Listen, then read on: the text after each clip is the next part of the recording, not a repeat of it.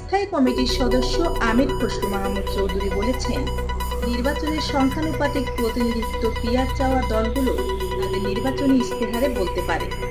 তিনি উল্লেখ করেছেন, নির্বাচনে পিআরের জন্য আলাদা ব্যালট রাখা শুধুমাত্র জনবিচ্ছিন্ন দলই চাইতে পারে। সমস্ত বাংলাদেশের মানুষের ঐক্যবদ্ধ প্রচেষ্টার ফলাফল। আমার চোখের উপর, যেহেতু আমি দীর্ঘ 16 বছর ধরে এই আন্দোলনের সাথে জড়িত, আমি দেখেছি, হতাশা দেখেছি, অনেকে সরে গেছে আন্দোলন থেকে, অনেকে বিরোধী ঝুঁকি নিতে চায় নাই, অনেক দল আন্দোলন একেবারে শেষ ভাগে আসছে, এর আগে তারা ঝুঁকি নিতে যখন দেখছে একটা সম্ভাবনা বোধহয় আসছে, আসলে যেতে পারে, তখন অনেকে আসছে। আবার অনেকে 1 সপ্তাহ 2 সপ্তাহ আগে সুশীল সমাজের লোককে দেখেছি 2-1 সপ্তাহ আগে থেকে রাস্তায় নেমেছে, কিন্তু আমরা সকলকে স্বাগত জানাই। এমনকি যে একদিন আগেও রাস্তায় নেমেছে তাকেও স্বাগত জানাই, তারও তো একটা অবদান আছে। সুতরাং এই মন মানসিকতা আমাদের থাকতে হবে, একটা ইনক্লুসিভ অন্তর্ভুক্তিমূলক দেশ আমাদের করতে হবে। তাই বলে আবার সব দলের একই চিন্তা, একই ভাবনা, একই দর্শন থাকবে, যেটা অনেকে বলা বলি করছে, এটা কোনো প্রয়োজন নেই। এটা গণতন্ত্র। গণতন্ত্রের অর্থ হলো প্রত্যেকটি দলের নিজস্ব দর্শন আছে, ভাবনা আছে, চিন্তা আছে, তাদের ভবিষ্যৎ কর্মপন্থা আছে।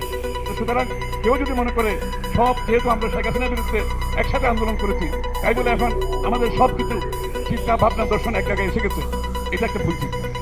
এখানে অনেকে বলছে, ও আন্দোলনরতদের মধ্যে এখন একটা বিভেদ সৃষ্টি হয়েছে। আমি তো কোনো বিভেদ দেখতে পাচ্ছি। একটি গণতন্ত্রের বিশ্বাসী যদি লোক হয়ে থাকে, তো সবারই অধিকার আছে তার মতো করে চিন্তা করার, তার মতো করে ভাববার, তার দর্শন কথা বলবার। কথা হচ্ছে তাদেরকে সকলকে অধিকারটা দিতে হবে, মুক্তভাবে তারা যাতে কথাগুলো বলতে পারে। দিনের শেষে সমাধান দেবে বাংলাদেশের জন্য, দিনের শেষে সিদ্ধান্ত নেবে বাংলাদেশের যারা মালিক, তারা সিদ্ধান্ত নেবে। সুতরাং আমাদেরকে বাংলাদেশের রাজনৈতিক সংস্কৃতি বদলাতে হবে, সহনশীল হতে হবে, অপরের সাথে দ্বিমত পোষণ করেও তার প্রতি, তার মতের প্রতি সম্মান জানাতে শিখতে হবে। এগুলো হচ্ছে নতুন বাংলাদেশ যদি আমরা করতে চাই, আমাদের মন মানসিকতা পরিবর্তন করতে হবে। এর মধ্যে যে বিভেদের, তার কোনো বিভেদ দেখছি না, সকলের মতো। সুতরাং এই যে সংস্কার, তারপরে আমাদের যে ঘোষণা এসছে, এখানেও সকলে ঐক্যমত হওয়ার কোনো সুযোগ নেই। এই যে অনেকে বলছেন কিছু কিছু বিষয়ে ঐক্যমত হতেই হবে, এখানে ঐক্যমত হওয়ার, সকলে ঐক্যমত হবে, সেখানে খুবই ভালো কথা। আপনার জন্য যেটা গুরুত্বপূর্ণ, আজকে দলের জন্য সেটা গুরুত্বপূর্ণ নাও হতে পারে। সুতরাং ঐক্যমত যতটুকু হবে সেটাকে নিয়ে আমরা এগিয়ে যাবো। আর এর বাইরে প্রত্যেকটি দলের যেগুলো ঐক্যমতের মধ্যে আসবে না, সেগুলো তারা আগামী নির্বাচনে তাদের ম্যানিফেস্টোর মাধ্যমে, তাদের কর্মসূচির মাধ্যমে জনগণের কাছে নিয়ে যান। জনগণ থেকে তারা ম্যান্ডেট, সমর্থন নিয়ে সংসদে পাস করুক। এটাই হচ্ছে গণতন্ত্র। সেটা না করে যদি কেউ বলে যে আমাদের এখানে না মানলে আমরা নির্বাচন করবো অথবা আমরা আন্দোলন করবো, এটা হচ্ছে অগণতান্ত্রিক। এটা শেখ হাসিনার চিন্তার দিকে, এটা থেকে বুঝে যায় শেখ হাসিনা কিছু কিছু খুদে স্বৈরাচার রেখে গেছে বাংলাদেশ। যারা জনগণের উপর আস্থা রাখবে না, কিন্তু তাদের দাবি মানতে হবে। না মানলে কি হবে? আবার বলছে গণভোট দিতে হবে। ভালো কথা। আপনার দাবির উপর যদি গণভোট দিতে হয়, আমার দাবির উপরে আছে গণভোট, আরো 10টা দাবি, আরো 10টা দাবি আছে, সকলের গণভোট হোক, বাংলাদেশের জীবনে নির্বাচন আর হবে। একটা কথা বলি, ঐতিহাসিকভাবে একটা জিনিস প্রতিষ্ঠিত, এর বিপ্লবোত্তর, এরকম আপ্রাইজিং উত্তর যে সমস্ত দেশে যারা যত তাড়াতাড়ি গণতান্ত্রিক প্রক্রিয়ার মাধ্যমে, গণতান্ত্রিক দেশে ফিরে গিয়ে নির্বাচনের মাধ্যমে গণতন্ত্রকে পাকিস্তানি রূপ দিতে সক্ষম হয়েছে, সেই সমস্ত দেশগুলো ভালো করছে। আর সেই সমস্ত দেশের বিপ্লবোত্তর এই ধরনের একটা নিজেদের মধ্যে দ্বিধাদ্বন্দ্ব সৃষ্টি করার প্রচেষ্টা চলছে, সেই দেশগুলোতে এখন গৃহযুদ্ধ চলছে, সেই দেশগুলোতে সমাজ বিভক্ত, সেই দেশের অর্থনীতি ভেঙে পড়েছে। গণতন্ত্র দূরের কথা, এই জন্য 1 বছর প্রতিমাত্রায় অলরেডি অতিরিক্ত হয়ে গেছে। যত তাড়াতাড়ি জনগণের ভোটের মাধ্যমে তাদের প্রতিনিধি নির্বাচিত, সংসদ সরকার নির্বাচিত হয়ে গণতন্ত্র প্রতিষ্ঠিত না হবে, ততক্ষণ জনগণের অধিকার, মালিকানা, স্বাধীনতা, মুক্ত চিন্তা কিছুই থাকবে না।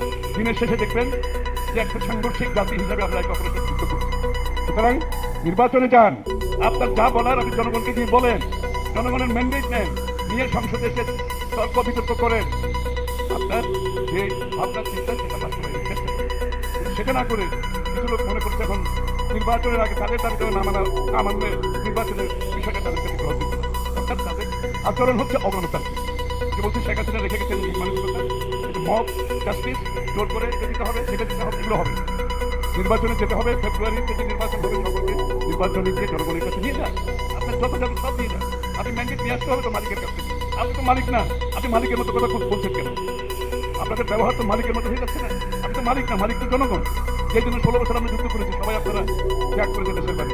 এখন আমি যদি মালিক হই বলি, আমাদের 31 দফা আছে বিএনপি, আমাদের যুবপথে। এখন আমি যদি বলি 31 দফা সবাইকে মানতে হবে, কি গণতান্ত্রিক? 31 দফা যদি 10 দফা মানা হয়, সবাই ঐক্যবদ্ধ হবে। আর আমার 21 দফা নিয়ে আমি জনগণের কাছে যাবো, আপনারাও যান, জোর করে কিছু করার চেষ্টা করবেন। এই মন মানসিকতা থেকে বেরিয়ে আসেন, সহনশীল, অপরের মধ্যে সরকারকে বিমুখ পোষণ করে গণতন্ত্রকে এগিয়ে দিয়ে যেতে হবে আমাদের। সুতরাং আগামী দিনের বাংলাদেশের গণতান্ত্রিক পরিবেশ হচ্ছে রাজনৈতিক সংস্কৃতিতে পরিবর্তন আনতে হবে এবং নির্বাচন একটার পর একটা সুস্থ নির্বাচন করে দিতে হবে। গণতান্ত্রিক নির্বাচনী প্রক্রিয়া হচ্ছে কারেকশন প্রসেস। এটা কারেক্ট করে কারণ জনগণ আপনি আবার যেতে হবে আবার যেতে হবে, এটা যদি মাথায় থাকে এটা আপনি জনগণের পক্ষে। আর যদি মনে করেন শেখ হাসিনার মতো ভোট দখল করে থেকে যাবে এটা আপনি করে দেওয়া হবে। এই জন্য গণতান্ত্রিক প্রক্রিয়া যত তাড়াতাড়ি আমরা যেতে পারি, নির্বাচনী প্রক্রিয়া অব্যাহত রাখতে পারি। এটা হচ্ছে কালেকশন প্রসেস, এটা হচ্ছে ফিউচারেশন প্রসেস। এই প্রসেসের মাধ্যমে জনগণের চিন্তা প্রতিফলন করে। আর দ্বিতীয় কোনো পন্থা নেই। যারা অন্য পন্থার কথা চিন্তা করছেন তারা অগণতান্ত্রিক চিন্তার মধ্যে ঢুকে গেছে এবং এটা বাংলাদেশের জন্য ভয়াবহ ক্ষতিকর দিন আগামী দিন নিয়ে আসবে। সুতরাং সবার প্রতি আমাদের ঐক্যবদ্ধভাবে কাজ করতে হবে। যে গণতন্ত্রের জন্য লড়াই করছে সেটা প্রতিষ্ঠিত করতে হবে। সাংবিধানিক গণতান্ত্রিক রাজনৈতিক অধিকার মাধ্যমে জনগণের মালিকানা ফিরিয়ে দিতে হবে। গণমাধ্যমের স্বাধীনতা নিশ্চিত করতে হবে। বাংলাদেশের প্রতিষ্ঠানগুলো জনগণের জন্য যাতে তারপরে রাজনৈতিকভাবে যাতে পরিচালিত না হয় এগুলোকে আমাদের ভাবতে হবে। এবং বাংলাদেশের একটা কথা বলি, আমি শুধু রাজনীতিতে গণতন্ত্র আনতে চলবে, আপনি অর্থনীতিকে গণতন্ত্র আনতে চলবে। অর্থনৈতিক গণতন্ত্রের বিষয়টা হচ্ছে বাংলাদেশের প্রত্যেকটি নাগরিক এই অর্থনীতিকে উন্নয়ন কর্মকাণ্ডে অংশীদার হতে হবে, তার অংশ থাকতে হবে, তার জন্য লেভেল প্লেইং ফিল্ড থাকতে হবে। আপনি কোনো গোষ্ঠীকে পৃষ্ঠপোষকতা করে অর্থনীতি চালানো যাবে না। অর্থনীতি সকলের জন্য হতে হবে। প্রত্যেকটি নাগরিক যাতে এই অর্থনীতিতে অংশগ্রহণ করতে পারে, উন্নয়ন কর্মকাণ্ডে অংশগ্রহণ করতে পারে। এই জন্য বিএনপির আরেকটা স্লোগান হচ্ছে অর্থনীতিকে গণতন্ত্র, অর্থনীতিকে গণতন্ত্র। এটার মাধ্যমে সকলে লেভেল প্লেইং ফিল্ড, সকলে জিয়ারবেন স্বাধীনতা করে কথা এটাকে এখন আমরা প্রাতিষ্ঠানিক রূপ দিতে চাই। আমরা সেই গ্রামের কামার কুমার থেকে শুরু করে দাবি থেকে শুরু করে শিক্ষিত যারা আছে তাদের জন্য সকলে যাতে অংশগ্রহণ করতে পারে তার জন্য চেষ্টা করতে হবে।